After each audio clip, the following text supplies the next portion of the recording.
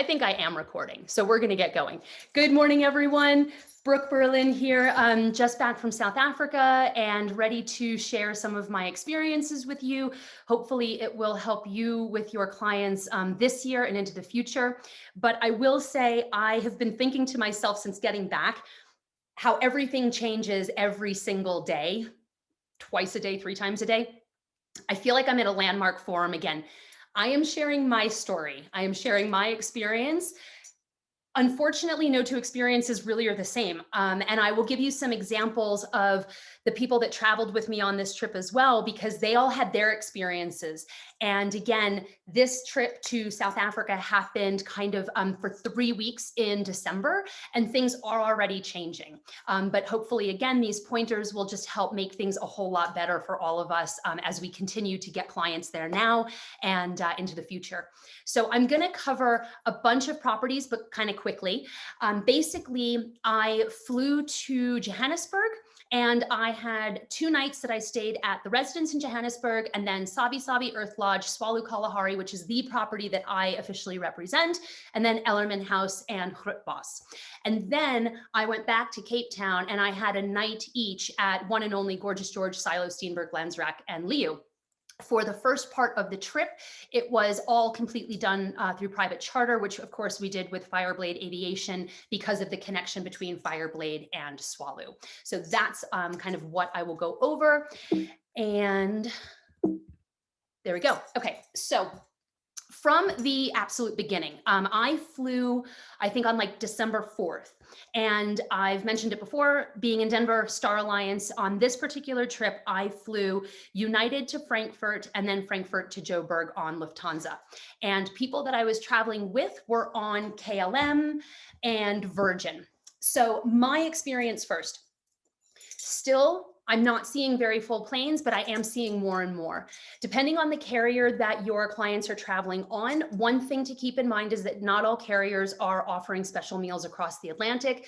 I will always point that out because that's something that affects me. I have celiac, so it's very difficult for me to travel without a special meal being offered. Plan ahead, because as we all know, a lot of things in the airports are closed, so being able to buy food at the airport is tough.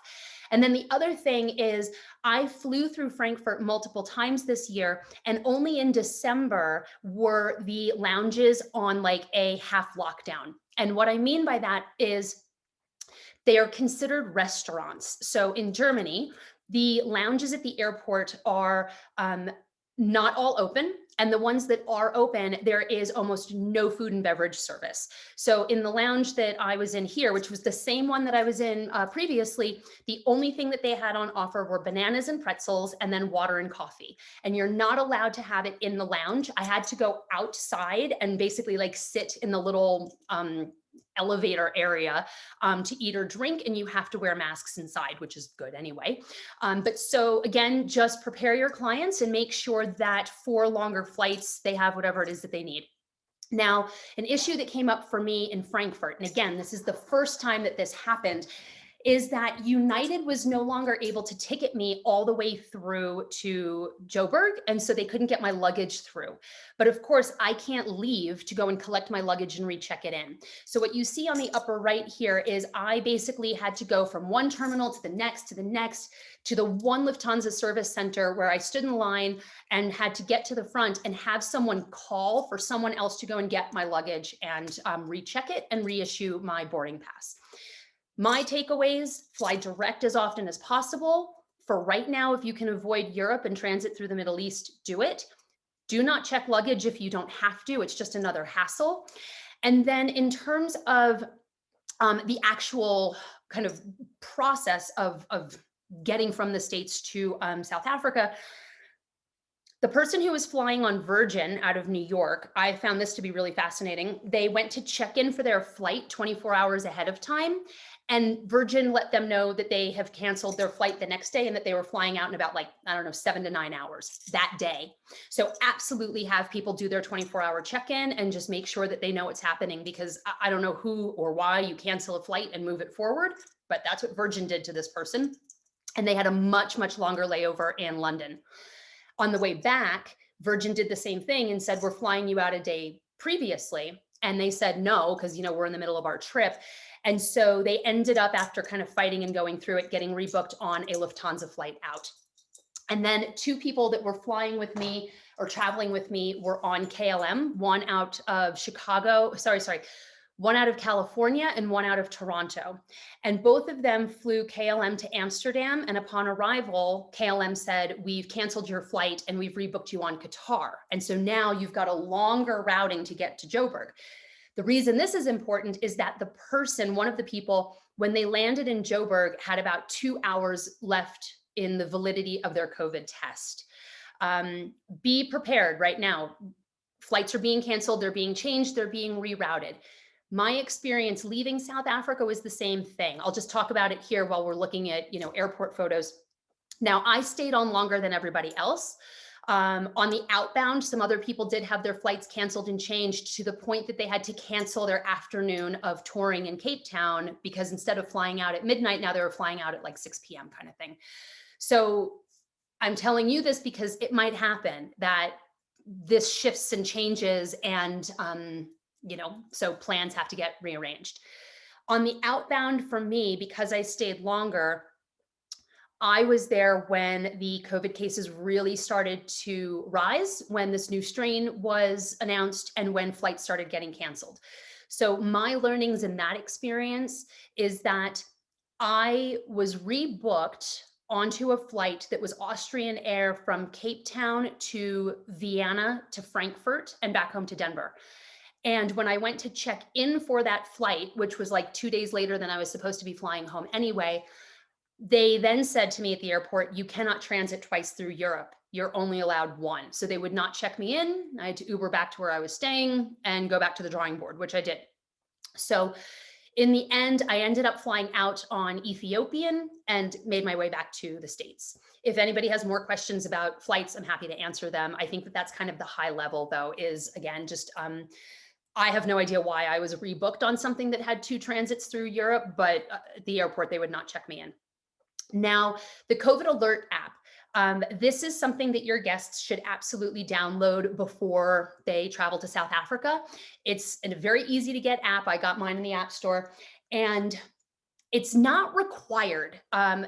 They say that it is, but everyone else that I was traveling with, they weren't asked to show it. I was. In Germany here, they wouldn't issue my boarding ticket until I showed them that I had downloaded it. But at the end of the day, I'm happy that I did, because again, I stayed on longer and started to have the experiences of being exposed to people that tested positive. And it just is like a nice, it gave me a little bit of a peace of mind, one, that the app works. You have to have your Bluetooth turned on for it to work.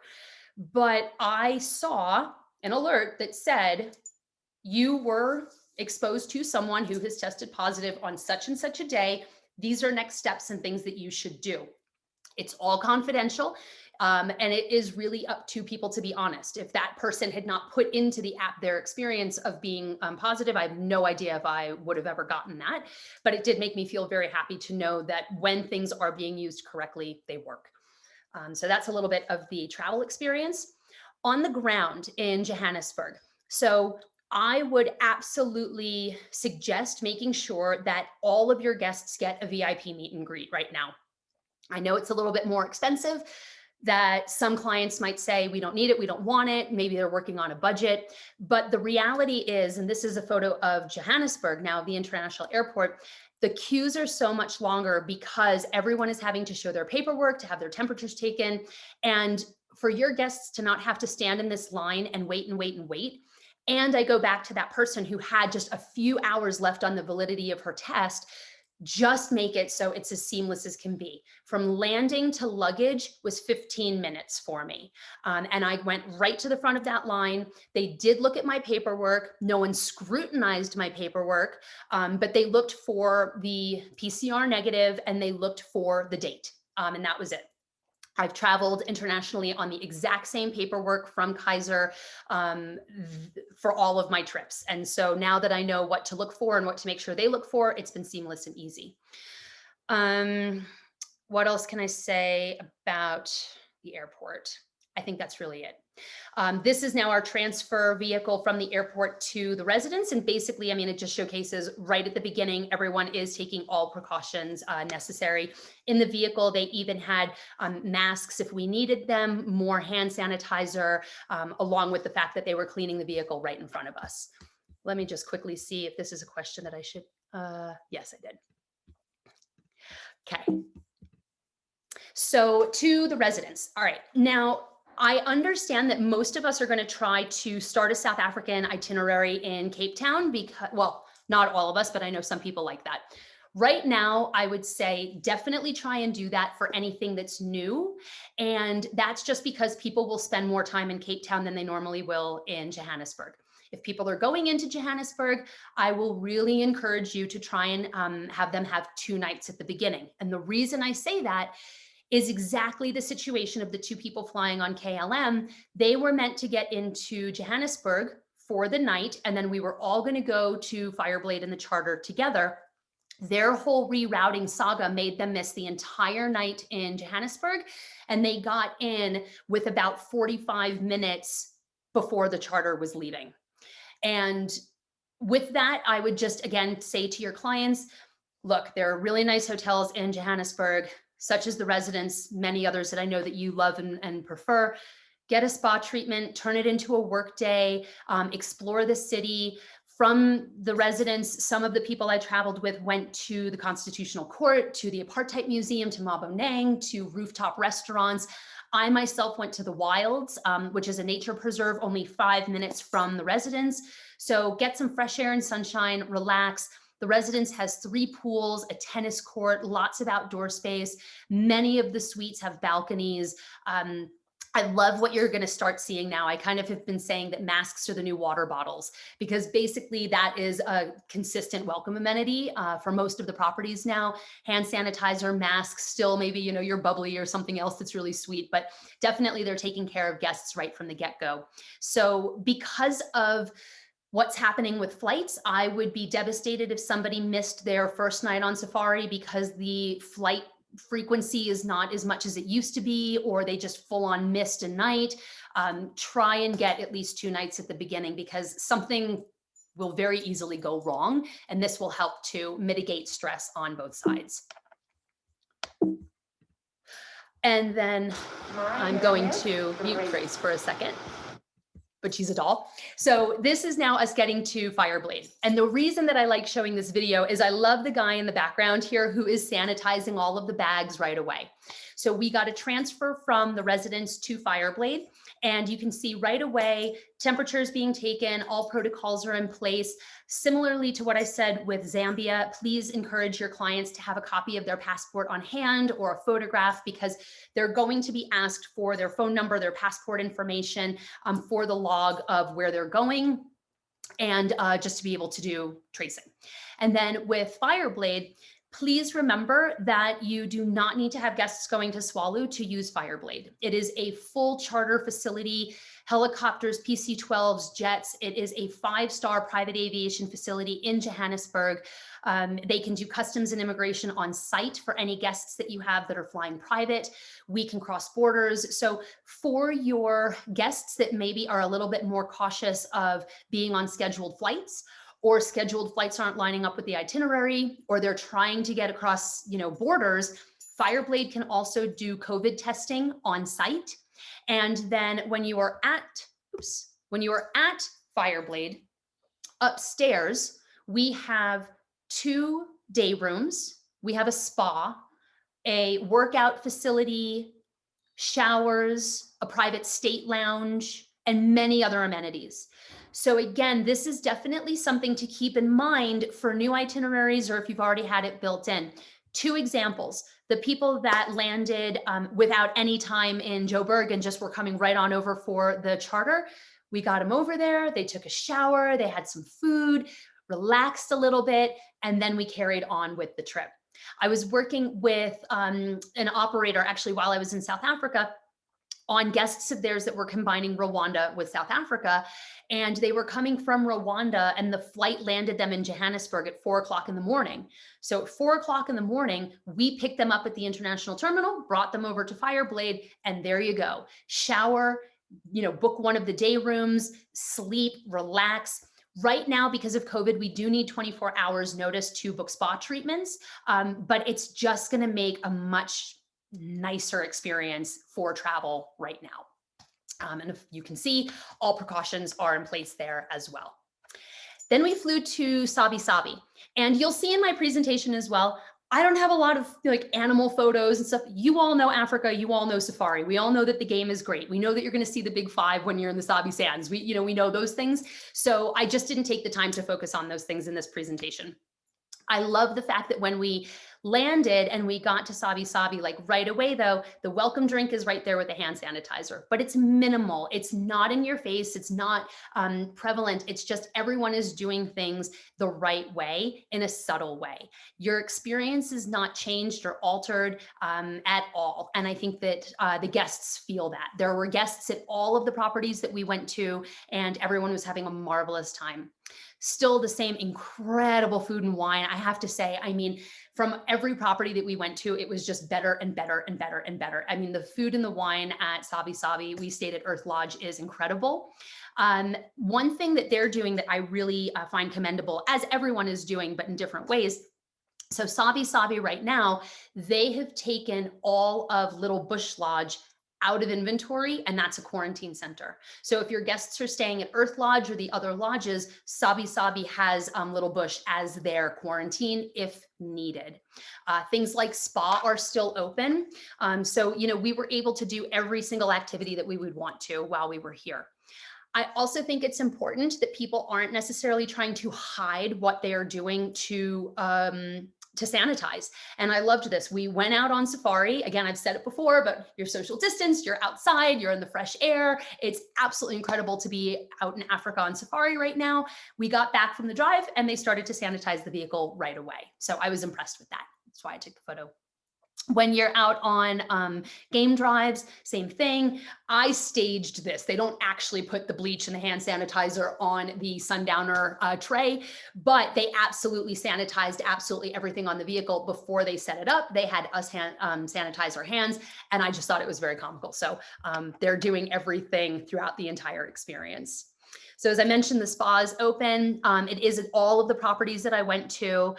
Beautiful dining. You are going to be socially distanced. You are going to be in very different areas. One lunch, we were here with our feet in the water. One dinner, we were in the wine cellar. I mean, just every day, every moment is going to be a great experience.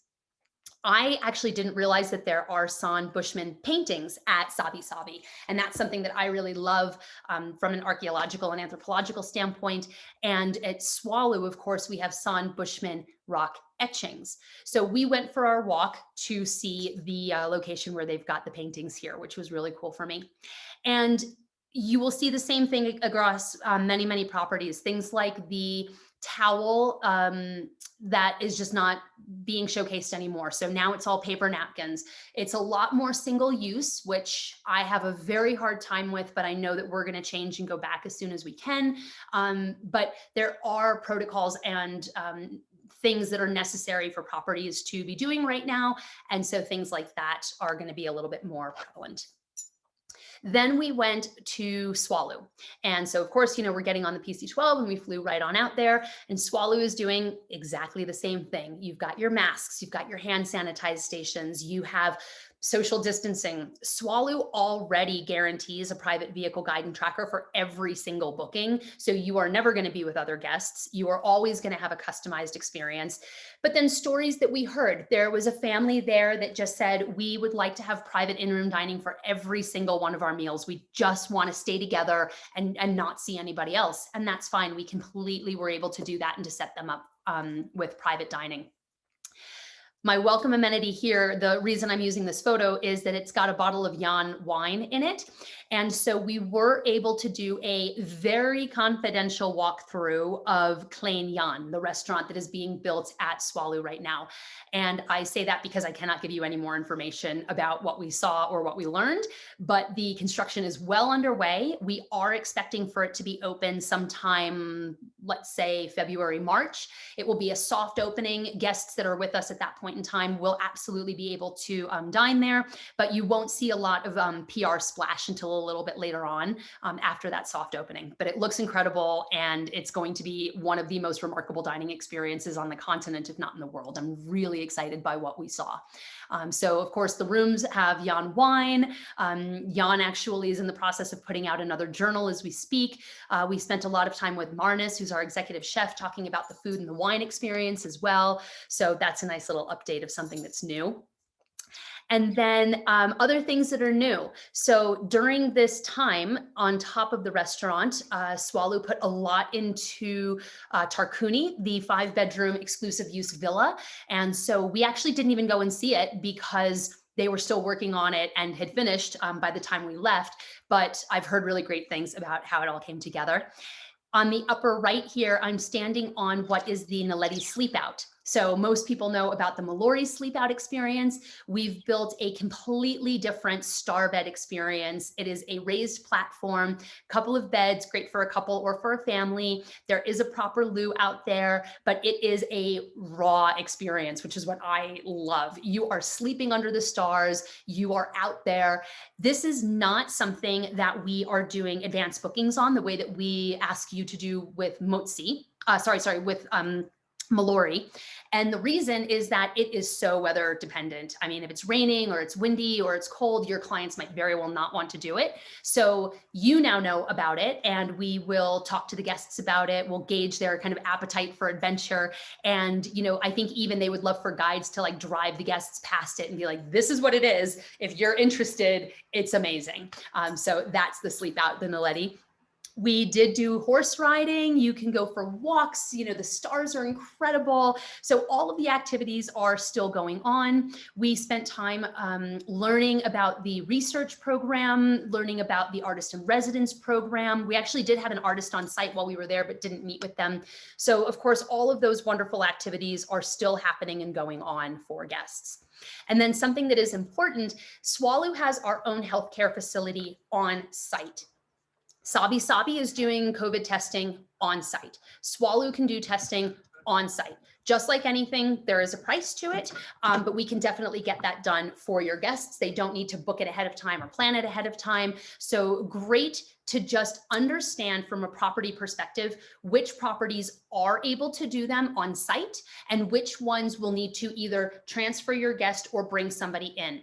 I heard a story this week of somebody in South Africa now, not at any of the properties that I am talking about, who needed to get a COVID test, and they were in the bush.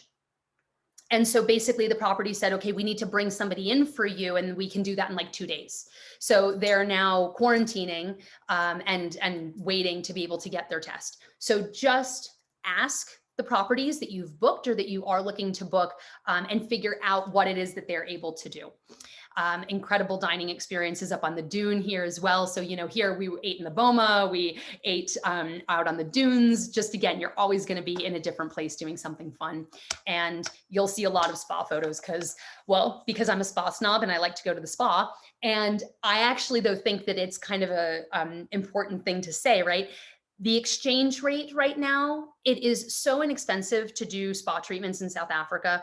And we have all been under so much stress. Your clients have been under so much stress. Traveling even adds a little bit of uncertainty and stress. There has just been nothing better, because I have not gotten anything done here in the States in all of like 2020. Nothing better than being able to pamper yourself a little bit when you are over in Africa. And my girlfriends and I would happily go and do a spa weekend at Canyon Ranch or the Echelon Institute here in the States. Plan extra days to just relish having somebody pamper you and take care of you while you're over there. I think it's a nice little sales tool to get a little group of women over there. They can spa for a week and then they can safari for a week. Then we flew down to Cape Town and we went to Ellerman House. We were picked up right there at the ExecuJet hangar, which is the one that Fireblade uses in Cape Town, and privately transferred to Ellerman. Something that is now, I would say, ubiquitous across all of South Africa, QR codes. I was using QR codes to see menus, to make spa appointments, to check into hotels, to fill out health forms. So if you have travelers, and I mean, full disclosure, literally when we were here at Ellerman House, I had to look at someone I was traveling with and I was like, I don't even know how to use a QR code. Like that, I'm not the tech person. So I learned how to use QR codes on this trip. If you have older clients or people like me that just are not tech savvy, just get them set up so they understand exactly what they're doing so it doesn't feel strange or weird, because QR codes are very, very much kind of like how things are going right now. Something that Ellerman did that I thought was also really impressive is that they fog the rooms after they clean and sanitize them, and they leave your key on the inside. So when we got there, they said, nobody has been in your room under any circumstances or touched anything that you were going to touch until you go in. I'm going to walk you to your room. I've got the master key. I open the door, you go in, and then you can choose to let us in, or we can leave the luggage outside, whatever makes you comfortable. So that's why the key is actually here on the table, because of that level of detail that they are going to. And their welcome amenity, as it was at Swallow as well, really beautiful masks, a little bit of hand sanitizer. The rooms, of course, are gorgeous, many with balconies. You've got lots of outdoor space. They have 2 private villas. The spa is open. Now, also, though, the reason I'm mentioning this here is this was the first time that I learned that you're just not going to have the same access to every single spa element, let's say. So the steam rooms are not open. The saunas, the dry saunas are, because of an airflow perspective. And many properties like Ellerman, like Liu, like Lanzerac, they're actually asking for appointments to use things like the gym or the sauna. And they're doing that to limit the number of people, to make sure that it's as private or as distanced as possible, and that there is time to properly clean in between. It's similar here in the States. Johan and I, our condo complex has a gym, and we have to sign up for our times. And then there's time in between so that they can do all of that kind of extensive cleaning. So they're doing the exact same thing on the ground here. So if you have people that would like to use a gym, or would like to have treatments, again, just either make those appointments or let them know as soon as they get to that property to set their time up. What Ellerman did that I thought was also really impressive is that every single table had hand sanitizer and a hand wipe, and everything, again, is set up and distanced. Of course, they've got that beautiful open lawn. They've got, the pool and chaises, so you can dine in different areas and be away from guests. They used this past year to announce a couple of fun things that are new and different for them. They worked with Inverroche on a signature gin, which is really delicious. They also finally released a brand new namesake wine, and we were able to sample some of that. And then also, of course, during this time period, they created some really interesting social programs like Music for Meals. I mean, they've always done some really wonderful community outreach programs that I've honored and respected anyway. And it was just great to learn about them and to see them more and more. And then they had been working on a signature BMW with Nick Bladen, who is a South African artist that I love because he did an artist in residency at Swallow. And then also has that beautiful vine in the wine studio at Ellerman. And so that's now done and ready. And I think that they had their first guests in that as well. And we did a wonderful tour of the art collection and of the wine studio. And so you'll see that here. So again, I just say that because the things that we know and love that people go to Cape Town for and they want, you can still get. Now, if you have guests that are saying, I just don't feel comfortable being in a museum, Norval is open, Zeitz is open, but keep in mind, there are so many ways and places where you can still appreciate South African art and be outside. The Dylan Lewis Sculpture Garden is a great, for instance, or when I went to Steenberg, which will come up later on, they've got outdoor sculpture as well, Kirsten Bosch. So people can still be outside seeing art, doing things, even if they themselves don't feel comfortable being inside. Because I think that, again, everyone's going to have their own tolerance of what it is that they want to do. I just point out their pantry because for me, I will drum this beat as long as, or beat this drum as long as possible. I don't think it's really hard for properties to cater to allergies. And I was actually traveling with someone who was vegan as well. So you've got a celiac and a vegan. And I really love the fact that everything here is so perfectly labeled. I did not question anything. This is the pantry they have set up where you can go and just take your own things throughout the day. And as I mentioned, I think that the food and wine experience at all the properties that we went to were beyond. So then we drove out to Grootbos. Now, Grootbos, we, of course, paired with this or put in this itinerary because they share a very similar ethos on conservation and sustainability. The outreach work that they're doing with their community is so commendable.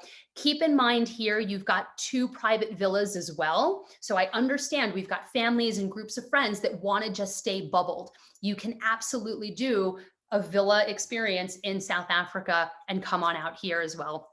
But then, of course, you've got Garden and Forest Lodge, and we stayed at Forest Lodge, which is more of the adult-centric property. And it does not get better. The footsteps in the beach are from us. It was pristine. It was empty. We saw no other people while we were there.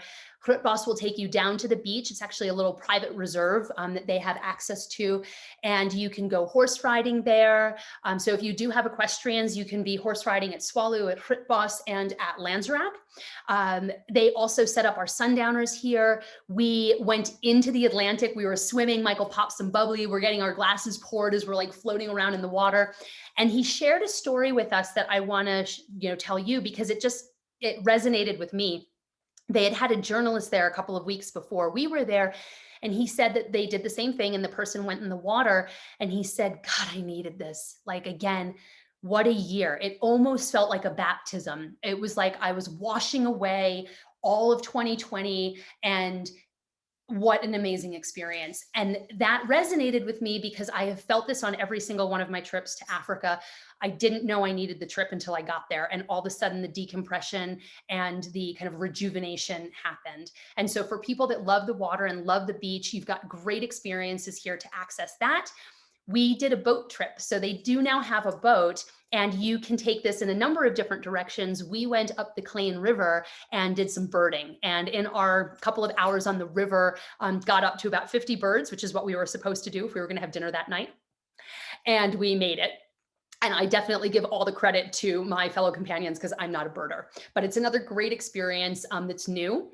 And then something that was new for me as well, because I haven't been here at this time of year, is this little fairy tale lit up garden. And you can have private dinners. They had just had a proposal out here. It's right on the property. And so we walked through the forest and we ended up here.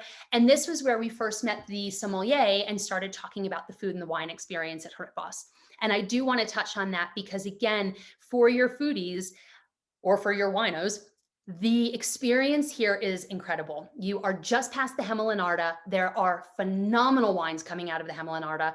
Michael himself and his sommelier, they go to the Cape Winemakers Guild auction every year. They stock the cellar with wines that you basically can't get anywhere else because they're buying them up. And they take guests down there. You have incredible dinners in the wine cellar, and they can absolutely help you set up your guests with some really interesting wine tours and wine experiences outside of the norm of Stellenbosch and Franschhoek.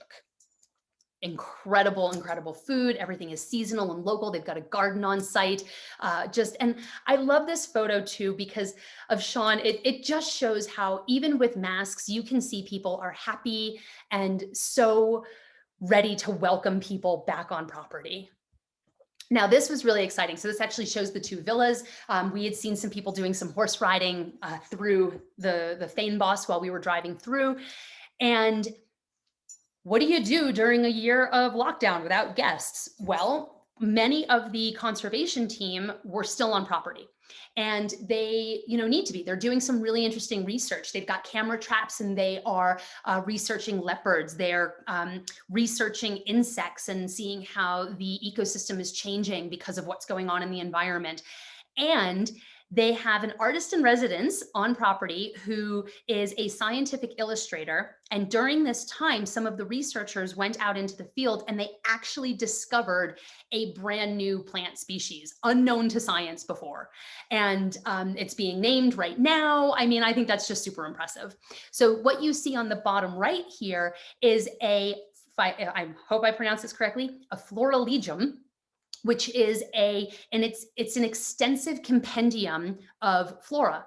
And they've been working on this for a while now with the artist in residence, Chris Lochner. And basically, you can buy prints. You can see them in all different sizes here, but the originals are being kept, and they're going to create a hard copy book for their anniversary next year. So for your garden green thumb lovers that want to learn more about Feinboss, here you are out on a botanical safari in your vehicle. You can go for walks, like I said, horse riding. They've got an amazing kind of research center set up now. They're doing a lot more work with the community. It's just such a brilliant property. So then we went back to Cape Town, and I said goodbye to all of my travelers, and I carried on. Now, the reason I'm showcasing this is that this was basically when I found out that I had been exposed to somebody who tested positive for COVID. And I will also tell you, many of you who've joined my other webinars, I have had smooth sailing for most of my trips to Africa. I still very much believe that people can have an amazing experience in South Africa. Especially because most of your guests are not interacting with locals the way that I am. However, this was also probably the scariest moment for me, because it was the first, maybe second time I really felt like I was in the traveler's shoes, the novice traveler, your guests, your clients, of really being scared of what was going to happen to me. And I called Johan's partners in South Africa, and I said, this is what's going on. And they helped me to get set up right away. So I want to just talk about what One and Only was able to offer. Many other properties have something similar, but again, call and find out ahead of time. So the morning that we were leaving, I was meant to be checking into One and Only that afternoon. By the time I got there, I had already received a WhatsApp that said, you ask for this person. This is the only person who will be coming into contact with you. We went through the gate, temperature check, the whole thing. And I got to the front of the hotel, and I said to them, I need for you to call this person. I stayed outside while they sanitized all of my bags and my hands. And that person came out. They were the only person who was in touch and contact and around me through this ordeal. They walked me across the parking lot and down a secret tunnel that brought me to the underground clinic that they have on site for all of their guests and for their staff and their staff's family. So I never entered the hotel, went right downstairs. They had already set up the nurse to be prepared for me. I went in, I took both a rapid test and a lab test. The reason is that what she said to me is the rapid test, I would know within about 15 minutes, but I would not get paperwork. So if I were traveling and flying and I needed paperwork, I had to have the lab results back. And that took 2 days. But the rapid test, I had the results within 15 minutes. I was literally still sitting in the clinic asking her questions when she said, you're negative, which was a huge relief for me. But then they took me to the suite. They had already moved me into a suite on the ground floor with a balcony with views, because they had fully prepared to keep me there in quarantine for 14 days if needed. So they wanted to make sure that if I did have to stay, that I at least had outdoor space. They had also canceled all of my plans for the afternoon. I was meant to be having dinner at Nobu that night. They set it up so that I would have a private in-room dining experience instead. The person showed me into the room and did my check-in in the room. So all of my paperwork, my passport, everything. The welcome amenity came to the room. They knocked on the door and he took it from her so that she didn't come in the room. Once again, I knew it was sanitized, but she wasn't coming in contact with me. And then he said, okay, stay here until we get you cleared. This is just a standard welcome gift that they give to everyone. But he left. And then I would say within half an hour to 45 minutes to an hour, he called me and he said, our head of health and security has heard about all of this and your negative rapid test. You are free to go about your business. Have a wonderful time. Dinner's back on at Nobu. I went to the pool. I did some work. I enjoyed the art. They've got an amazing collection of Esther Mahalangu, if I'm pronouncing her last name correctly. I'm going to see if Johan wants to yell down to me. So I explored the entire hotel to see the artwork, and it was really great. Again, most properties will be able to get you set up with a COVID test. For me, the difference is just how long are you waiting? Are you waiting for someone to come to you? Just again, figure out whatever is going to make your guests as happy as you would want them to be while they're there. I went to Gorgeous George, which is super kind of trendy and hip and modern and right up my alley. It's the kind of place that I would want to stay with my friends. She's actually standing behind a plexi kind of, glass there. And same thing, everything's sanitized, everything is offered in the room. Up on the roof deck, you've got lots of outdoor space. They've got this super cool pool that kind of like goes into a grotto area. All outdoor dining in this little atrium, still up on the roof, lots of little chaise areas too. So you can be right in the heart of the city. You can have outdoor space, super funky art here as well.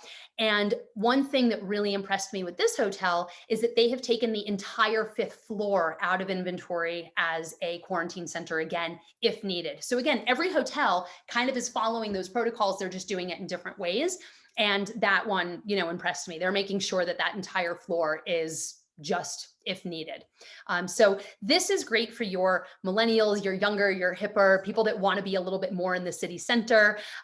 Really spacious though for a city hotel, and full amenities. I mean, just everything I could have needed and wanted. It was really fun. It's only about a year old, so I was really happy to check it out. And they're going to start doing some fun things into the new year, wine tastings and kind of having special guests and different events and things like that within the hotel too.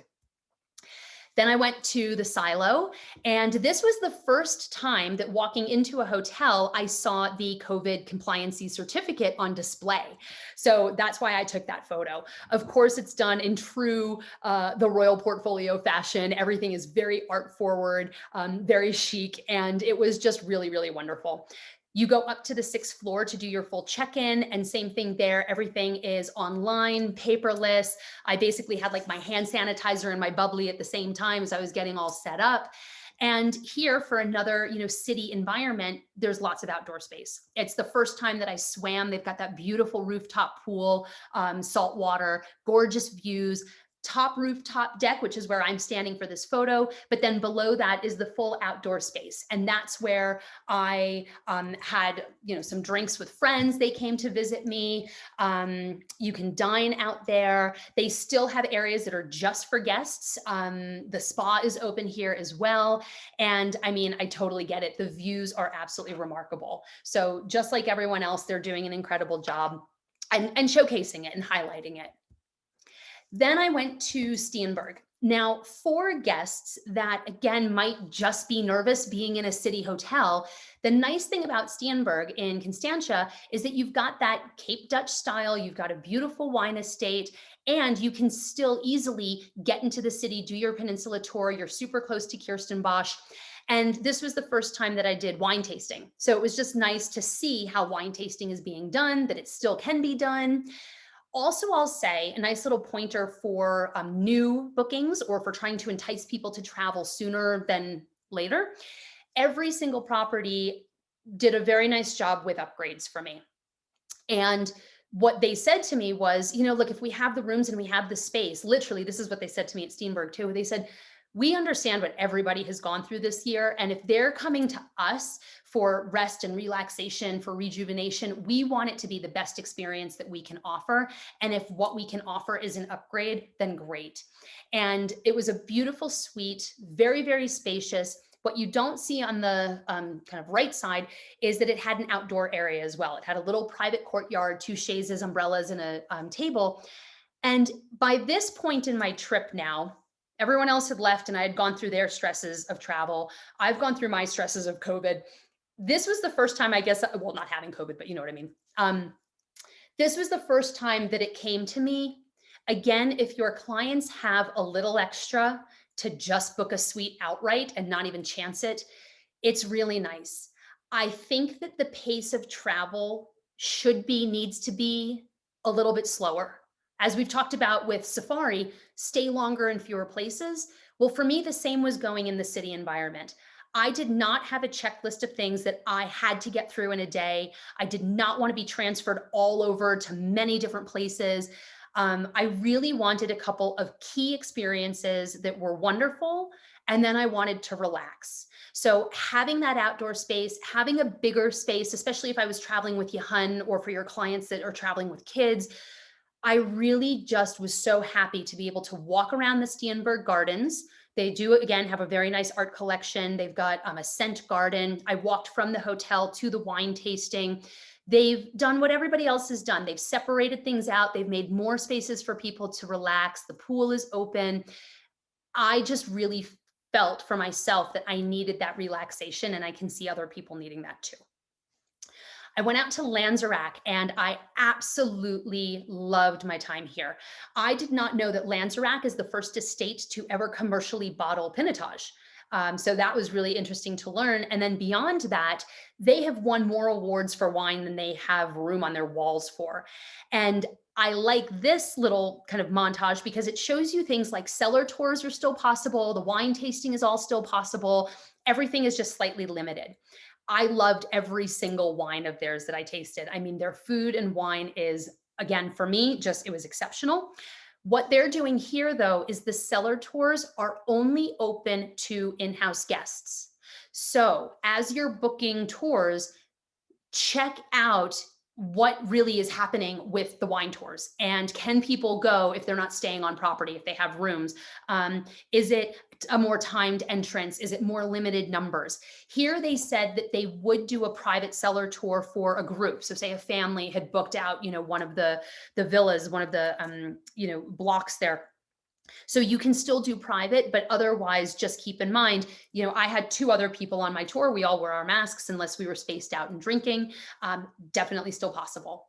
And here they are nestled right at the base of a nature reserve in Stellenbosch. And so equestrian center on site, you can horse ride. They've got bikes on property. You can go for walks and hikes up into the mountains. My photo is at the spa. I think I put this in either a social post or in my trip report. I mean, basically, like Yahan would be at the gym and I would be at the spa. That's pretty much all I want to do when I have downtime. And the suites are also incredible. I love the design and the decor of this property. They had a fire a couple of years ago, and they have rebuilt the main lounge or the main lodge area. And with that main lodge, so many different spaces. They can do private dining all over the place. Many of the suites have their own private pools as well. So you have a wealth of kind of accommodation options for your guests. Now, not everyone is going to feel this way, but something that also came to my mind when I was staying at Lanzerac was so often people stay in Cape Town and they're happy to do a day tour to wine country. I am also happy to stay in wine country and to do the day tours back into Cape Town. For the time when things are a little bit busier and you know the temperature of your clients. So where is it that they want to stay? How much outdoor space do they want? How much, in nature do they want to be? But they're so closely tied together that for me, it felt like it would be easy to do a very typical itinerary in reverse as well. And then lastly, I went to Liu, and they've done a lot during this time as well.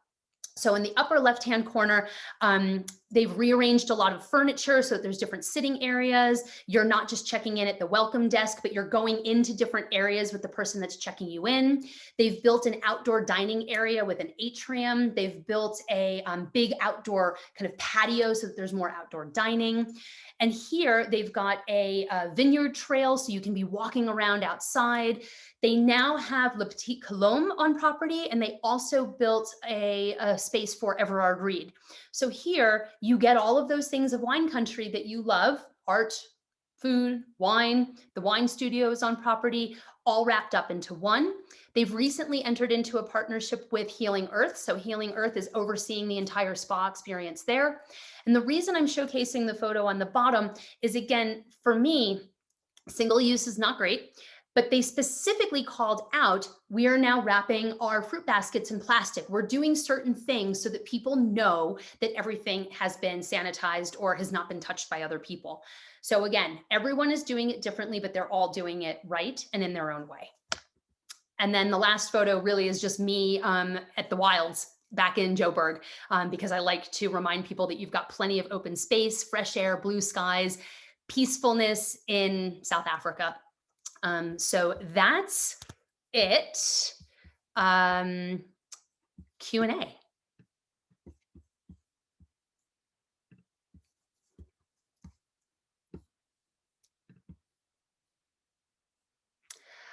What is the turnaround time for COVID testing at Fireblade? Um, Shoot, you know something? I actually don't have that in my mind right now. I'm going to get back to you on that one, Katie. It's not, well, okay. It's not multiple days, but I got a WhatsApp from one of the people that we were traveling with who is still in South Africa. So I'll also showcase this. So as of this morning, update on testing at OR Tambo. Because of the increased testing, the turnaround time is now between 24 hours and 48 hours, and there's a much longer queue than the first time I did it. So it's taking a little bit longer at the international airport. So I'm not sure if that's affecting the testing that they're doing at Fireblade as well. I will get back to you on that one. I apologize. That just totally left my brain. Um, Naledi. Naledi is the name of the new star bed, and it means stars in Tetswana, and it's absolutely awesome. Okay, so QR codes.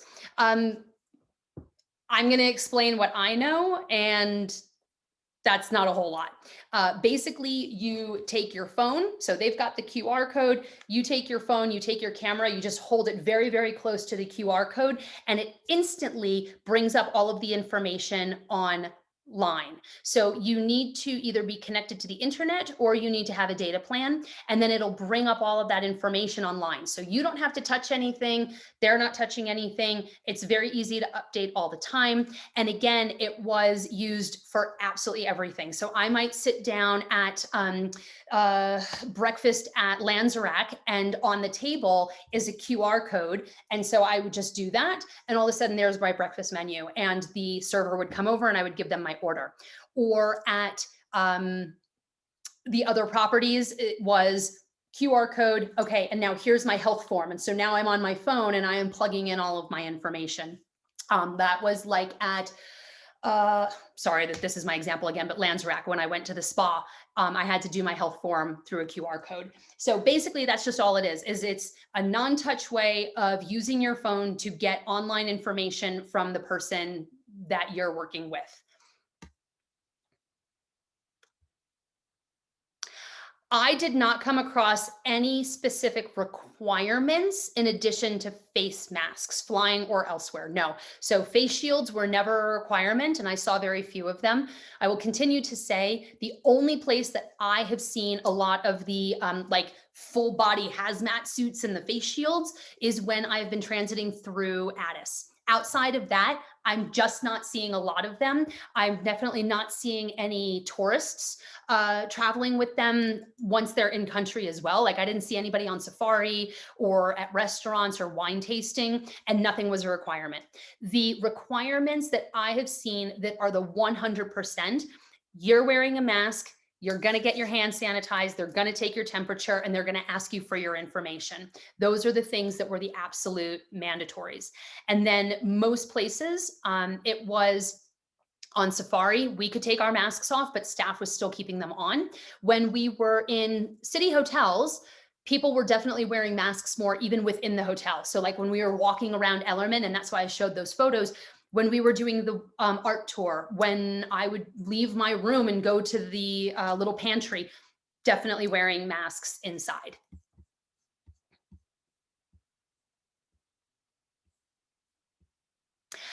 Okay, so there were no restrictions on alcohol at the time because I was there literally.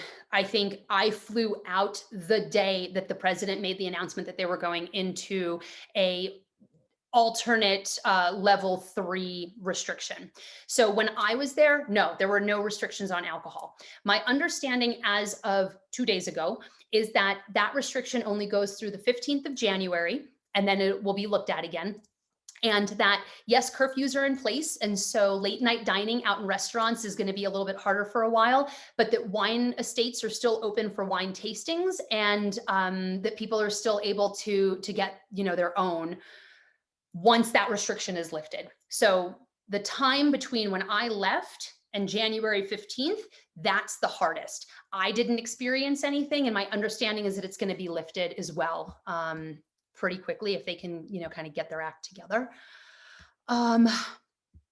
Okay, give me 1 second. I'm sorry, I'm toggling now. Okay, good. A little bit more about my experience at One and Only. Okay, so to be honest, it was busy. I can't tell you what the accommodation um, was like, meaning like I don't know how many guests were staying there, but I do know that they are not fully open. They have full floors that they are just not booking. They've got the kind of the lagoon area open for in-house guests, and then they have a handful of their penthouses and their executive suites open. But within the hotel, there are a couple of floors that are just totally out of inventory right now. The restaurants were busy because it's still a popular spot for locals to go. And I did see or hear about a number of places that were very busy with locals. It's the December holidays. It is like the holy grail of the year in South Africa, and people are traveling, they are seeing their friends and their family, they are going out. So the restaurant at One and Only was busy. But everything was socially spaced out at the pool. I did not feel uncomfortable or that I was around a lot of people when I was there. Same thing in the main lobby, kind of indoor area. So I didn't find it hard to be on my own at all. But I did also see a lot of locals dining there, as I did at other hotels as well. I mean, other properties were still doing holiday parties or group dinners for families. So, there were definitely people that were out and about. But I, as a guest, or your guests as tourists, it was never an issue where I felt like I, couldn't get away from people. Okay, give me 1 second now.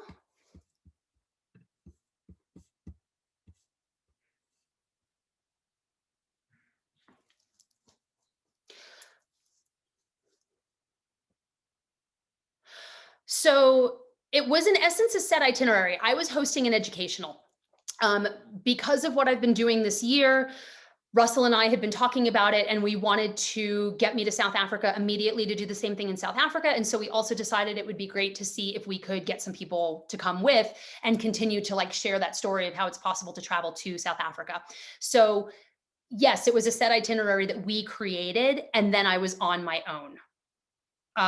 It's very easy to replicate what we did. There are Fed Air flights that go in and out of Joburg to Sabi Sabi, so you do not have to be just on Fireblade. But then Fireblade is always what's going to get you to and from Swallow. So yeah, very easy to recreate what I did with the people that traveled with me.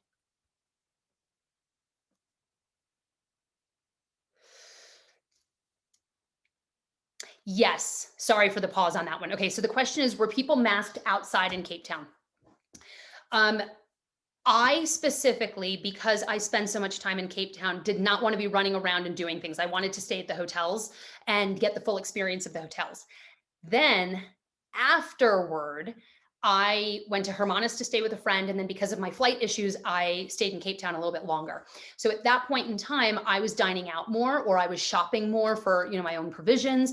And at that point in time, yes, I saw everyone wearing masks outside walking around. When you go into restaurants or cafes, you'll go to your seat. And at that point, you can take your mask off, which I feel is very similar to what's going on here in the States too. I would always wear my mask if I'm shopping or if I'm going out somewhere. But then when you sit down to eat or drink, no. So yes, I did see people outside wearing masks. I did not, though, go to museums or go to markets. People that I traveled with did. They went, I think no, I spoke about this in Joburg. In Cape Town, people went to the Oranjezet market. They went and walked on the beach. They went to the old biscuit mill. They got together with their friends and had brunches and things like that. So they might comment and tell me if they disagree, and I'll look for that. But yes, most of the things that I did, I saw people wearing masks in Cape Town. Okay. What was the airline protocol for the toilets on the long haul flights? Well, they're open. You can use them. I saw very specifically, actually, which flight was this on? I think it was on my return flight. So it would have either been Ethiopian or United. And I saw one of the flight attendants like spraying down the doors and the handles and inside. So obviously the planes are being cleaned thoroughly before people are going in them. But then even there in front of me, I was seeing them clean them as well. I did not, nor have I on any of the flights that I've done this year, seen them being cleaned throughout the flight or, sanitized more and more throughout the flight. I think at that point, just like anything else, it's personal responsibility. I mean, when I wash my hands and then I take the towel to dry my hands, I use the same towel to unlatch the door so that I'm not touching anything again with my hands. That's just me. I also go to my own personal lengths, as I have for years, of taking the sanitization wipe that they're giving and like I sanitize the air vents or even the handle if I have to take my luggage down. So I, for years, have been kind of going that distance. What I will say though about planes is there have been studies now that show that you have such a low frequency or such a low chance of getting COVID on a plane. I think that they've basically said you have a higher chance of getting struck by lightning than you do of getting COVID on a plane. You can take that for whatever it is. There are also studies that are showing the populations of people that are getting COVID, and flight attendants and pilots and people that spend every day working on planes are not part of that population. They really are sanitizing. They are making sure that it's clean. People are required to wear masks. They're giving hand sanitizing wipes.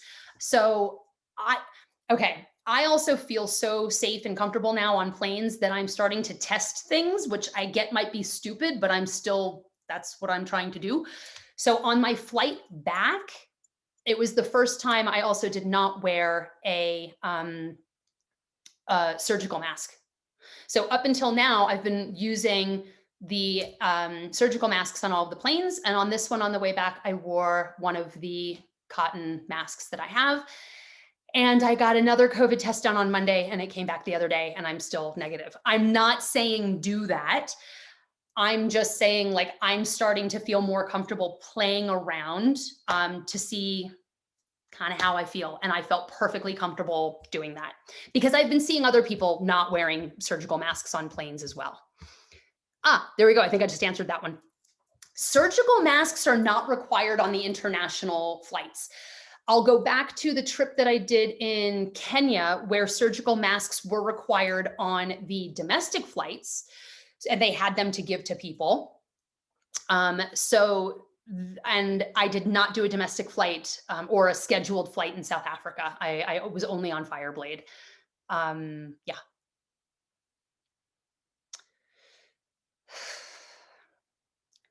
I feel badly talking about this one, the multi-country travel and COVID protocols. For right now, from me, I feel a lot more comfortable doing single country travel. Now, I know many of you have clients that have bookings that are multi-country travel. For new bookings for the foreseeable future, for me, I would just suggest too many things are changing, too many things are coming up on a daily basis. For me, I feel like that's more of a recipe for something else to go wrong. That said, they are happening, and I know people that are doing them. I would just continue to book a couple of extra nights in the city and not try and connect one to one to one. I was speaking with someone earlier this week who is going to Namibia and flying through Joburg. And they were hedging their bets and planning on getting another COVID test in Joburg in case there were delays on their flights and the test that they took to get into Namibia was invalid by the time they got to Joburg, and they landed in Joburg and the testing center was closed. And now it's open because I got this message this morning from, one of our colleagues who's there now. They're happening. I'm not interested in doing them myself. And I think that things are going to go wrong. So if you have to do them or you want to do them, plan extra time and don't think that your connections are going to happen smoothly. And in terms of protocols, it still is up to the country you are in and going to. And that's changing all the time as well. So a country will say to you, these are the hours with which your COVID test needs to be taken in order to get in. And that's just what it is. And it's the same thing in terms of if you have to take a COVID test before leaving.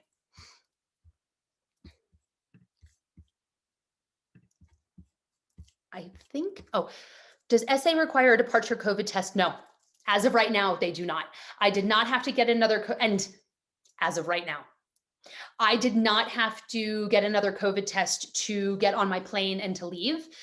I will reiterate, I flew out on Ethiopian, and at the time they were not requiring it, nor have they required it on any of the other flights that I've done this year. And I transited through Addis, and at the time, Addis was not requiring it to transit through. I know that Amsterdam is now requiring it if you're flying on KLM or other carriers, but I mean, if you're going to transit through Amsterdam, you have to have a COVID test for transit.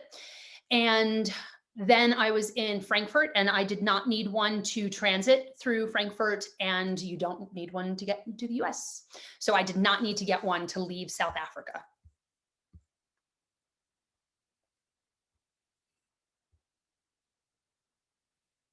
I think that I've answered all of the questions. If I've missed something, just repost it.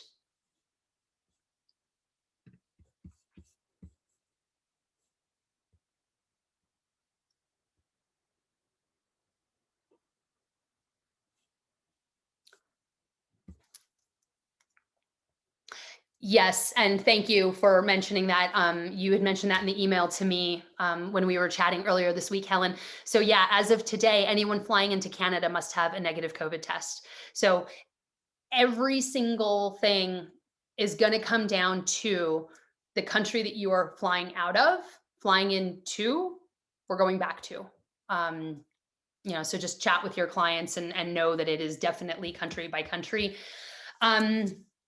And then the other question that came up to me the other day was just about vaccine requirements, because I know that Qantas has also come out. They're going to start flying from Australia to South Africa pretty soon, middle of the year. And they said that you have to have you have to have a vaccine to get on the plane. And as of right now, South Africa is not talking about requiring a vaccine to come to South Africa.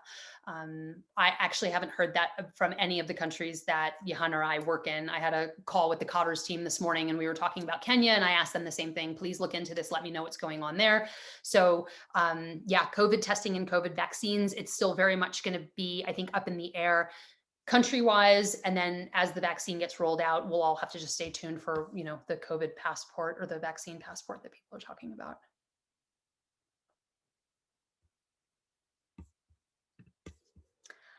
All right. I think I answered all of the questions. So if there is nothing else, then I'll just say thank you so much for your time. I really appreciate you joining me. I do hope that it was helpful. I'm still here, so if you need anything, please reach out. I'm always happy to answer questions and to help. The recording will be available tomorrow if you want to share it with the rest of your teams. And I've also, I love all of you. I've gotten a couple of requests already this week for my trip report. I am working on it. So I hope that the full trip report will be out early next week with content and video and photos. And just like anything else, always please feel free to share this with any of your clients if it helps them.